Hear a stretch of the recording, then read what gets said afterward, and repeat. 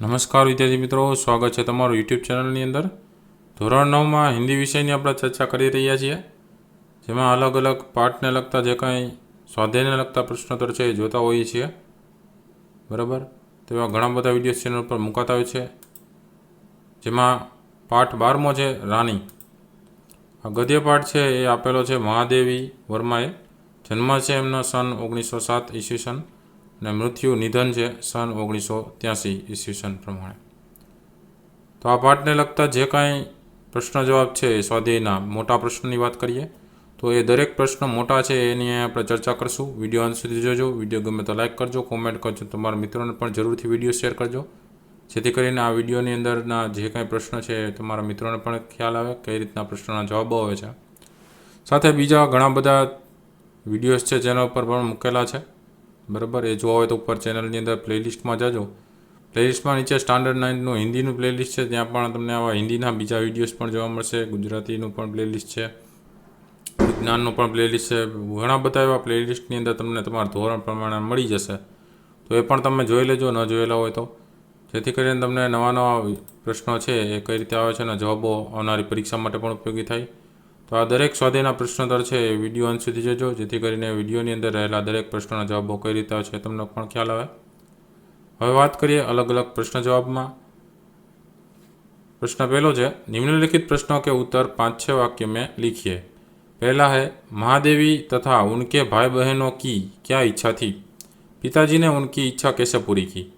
तो उसका उत्तर है, महादेवी तथा उनके भाई बहनों की घुड़सवारी करने की बहुत इच्छा थी। कुछ दिनों बाद बच्चों ने देखा कि उनके बरामदे में एक छोटा सा टट्टू लाकर बांध दिया गया है। उसकी मालिश तथा खिलाने पिलाने और घुमाने फिराने के लिए चुट्टन नामक एक साइज भी रख दिया है। यह टट्टू एक सुंदर तथा आकर्षक घोड़ी थी। बाद में उसे सब ताजरानी या सिर्फ रानी कहने लगे। इस प्रकार पिताजी ने घुड़सवारी करने की बच्चों की इच्छा पूरी की। दूसरा प्रश्न है, महादेवी ने रानी का कैसा शब्द चित्र खींचा है? उसका उत्तर है, रानी हल्के चॉकलेटी रंग की घोड़ी थी। उसका रंग इतना चमकीला था कि उस पर नज़र फिसल जाती थी। उसके खड़े कानों के बीच माथे पर अयाल का गुच्छा झूलता था। उसकी आंखें बड़ी काली साफ और पारदर्शी थी। उसके नथुने और जीभ लाल, होठ गुलाबी और दांत उजले थे। उसके मजबूत दांत लोहे की लगाम चबाते रहने पर भी घायल नहीं होते थे। उसकी पीठ ऊंचाई से अधिक थी, पैर सुडौल और मजबूत थे। उसकी सघन पूंछ मोरछल जैसी लगती थी। इस प्रकार महादेव जी ने रानी का बड़ा ही आकर्षक चित्र खींचा है। तीसरा प्रश्न है, रानी बच्चों के मनोरंजन का साधन किस प्रकार बन गई? उसका उत्तर है, रानी जब आई थी तब कुछ दिन तक बच्चे उससे नाराज रहते थे, किंतु धीरे धीरे उनकी वह नाराजगी दूर हो गई। वे उनकी गर्दन में झूला झूलने लगे, उसके कानों और अयाल में फूल खोसने लगे। वे उसे बिस्कुट और मिठाइयाँ खिलाने लगे। धीरे धीरे वे घोड़ी पर सवारी भी करने लगे। घोड़ी भी बच्चों से बहुत स्नेह करने लगी। वह बच्चों को न देखती तो बेचैन होकर पैर पटकने और हिनहिनाने लगती। इस प्रकार रानी के साथ मित्रता स्थापित करने के लिए बच्चों द्वारा अनेक प्रयास किए गए। चौथा प्रश्न है, रानी का पेट चीरने का प्रस्ताव क्यों विफल हो गया? उसका उत्तर है, रानी ने एक बच्चे को जन्म दिया था। नौकर रामा ने बताया कि अभी एक और बच्चा रानी के पेट में है। बच्चों को लगा कि अगर हम रानी का पेट चीरकर एक बच्चा और निकाल ले तो सवारी में सुविधा रहेगी। रानी महादेवी के पास रहेगी और भाई और बहन दोनों छोटे घोड़ों पर बैठेंगे। यह सोचकर महादेवी का भाई एक दिन दोपहर को चाकू ले आया। चाकू देखकर महादेवी की हिम्मत ने जवाब दे दिया। पेट चीरने के बाद उसे सिलने का उपाय किसी के पास नहीं था, इसलिए रानी का पेट चीरने का प्रस्ताव विफल हो गया। पांचवा प्रश्न है, बच्चों को रानी के शिशु पर क्रोध क्यों आया? उसका उत्तर है, बच्चे रानी से बहुत प्रेम करते थे। एक दिन वे सवेरे उठे तो देखा कि एक घोड़े का बच्चा भी रानी के पास खड़ा है। बच्चों के पूछने पर नौकर रामा ने बताया कि वह बच्चा रानी के पेट में था। रानी जो दाना चारा खाती थी उसे यह बच्चा खा जाता था और उसके पेट में सोता रहता था। यह जानकर बच्चों को बड़ा क्रोध आया। उन्हें लगा कि यह बच्चा तो किसी काम का नहीं है। यह कितनी बुरी बात है कि वह रानी के पेट में रहकर सारा दाना चारा खा जाता था। बेचारी रानी कितना काम करती है, उन्हें अपनी पीठ पर लाद कर घुमाती है और यह बच्चा मुफ्त में उसका खाया हुआ खाना हजम कर जाता था।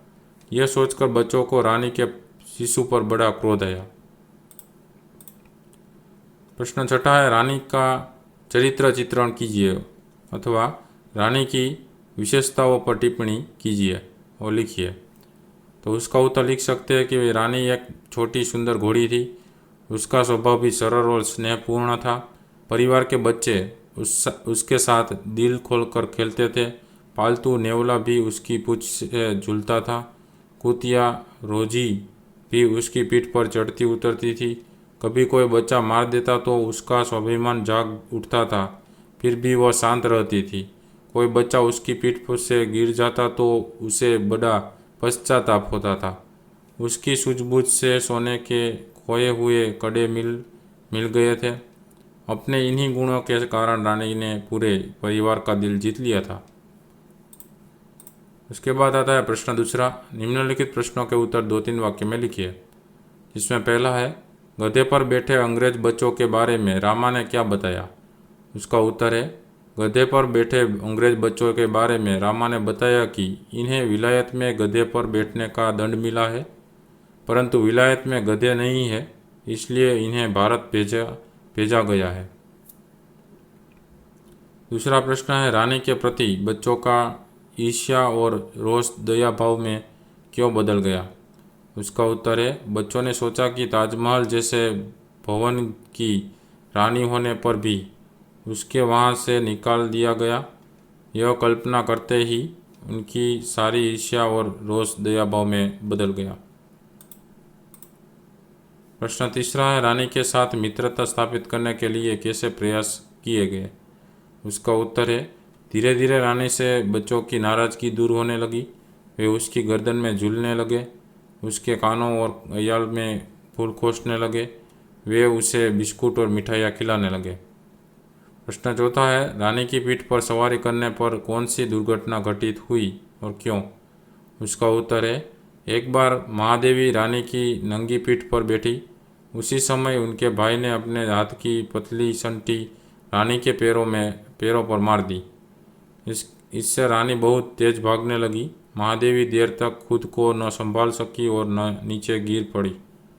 संटी लगने से रानी के स्वाभिमान पर चोट लगी और वह भागने लगी। पांचवा प्रश्न है, रानी के बच्चों को देखकर बच्चों को क्रोध क्यों आया। उसका उत्तर है, रानी के बच्चों को देखकर बच्चों ने सोचा कि वह बिना कुछ काम काज किए रानी के पेट में सो रहा था। वह कुछ भी काम काज किया बिना दाना चारा खाता रहता था। प्रश्न तीसरा है, निम्नलिखित प्रश्नों के उत्तर एक एक वाक्य में लिखिए। पहला है, सफ़ेद टट्टुओं के बारे में रामा ने बच्चों से क्या बताया। उसका उत्तर है, सफ़ेद टट्टुओं के बारे में रामा ने बच्चों को बताया कि ये सफ़ेद गधे हैं जिन पर अपराधियों को बिठाने की सज़ा दी जाती है। दूसरा प्रश्न है, लेखिका ने रानी के अलावा और कौन कौन से चरित्र लिए हैं।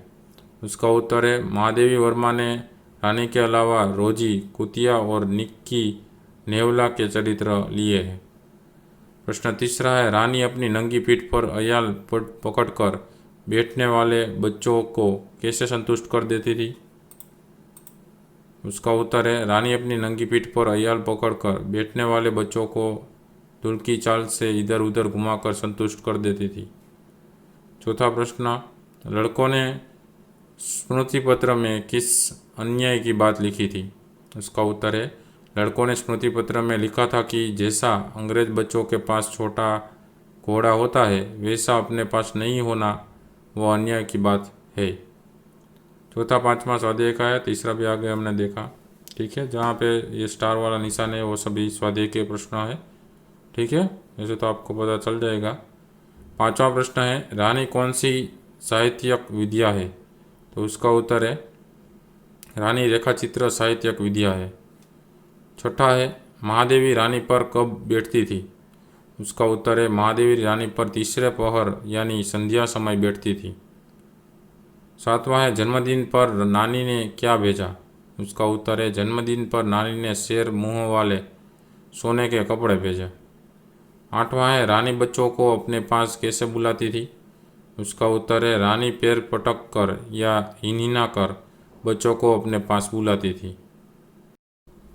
विद्यार्थी मित्रों, आ હતા સ્વાધ્યાયને લગતા આ પાઠના નાના મોટા પ્રશ્ન જવાબો। બીજા પણ નાના પ્રશ્નો હેતુલક્ષી પ્રશ્નોત્તરનો વિડીયો છે બીજા વિડીયોઝમાં આવશે, તો એ વિડીયો પણ તમે જોઈ લેજો। બરાબર, આ વિડીયો ગમ્યો તો લાઇક કરજો, કોમેન્ટ કરજો, તમારા મિત્રોને પણ જરૂરથી શેર કરજો। સાથે ચેનલને સબસ્ક્રાઈબ કરીને બેલ આઇકન પર ક્લિક કરી દેજો, જેથી કરી નવા નવા જેટલા વિડીયોઝ મુકાય છે એની નોટિફિકેશન દ્વારા તમને જાણ થાય। અને નોટિફિકેશન માટે તમે બાજુમાં બેલ આઇકન છે એના પર ક્લિક જરૂરથી કરજો, એટલે બધી નોટિફિકેશન તમને મળે। બરાબર, બીજું ન જોયેલા વિડીયોઝ ઉપર પ્લેલિસ્ટમાં છે અને વિડીયો સેક્શનમાં છે। પ્લેલિસ્ટમાં જશો તો સ્ટાન્ડર્ડ 9th હિન્દીનું પ્લેલિસ્ટ છે, એની અંદર બીજા આના જેવા બીજા ઘણા બધા વિડીયોઝ છે, એ પણ તમે જોઈ લેજો। સાથે ચેનલને સબસ્ક્રાઈબ કરવાનું ભૂલતા નહીં। નવા નવા વિડીયોઝ છે જોતા રહેજો, જ્ઞાનમાં વધારો કરતા રહેજો। ફરી પાછા નવા વિડીયો સાથે મળીશું, ત્યાં સુધી તમારી કાળજી રાખજો। Thank you very much and take care.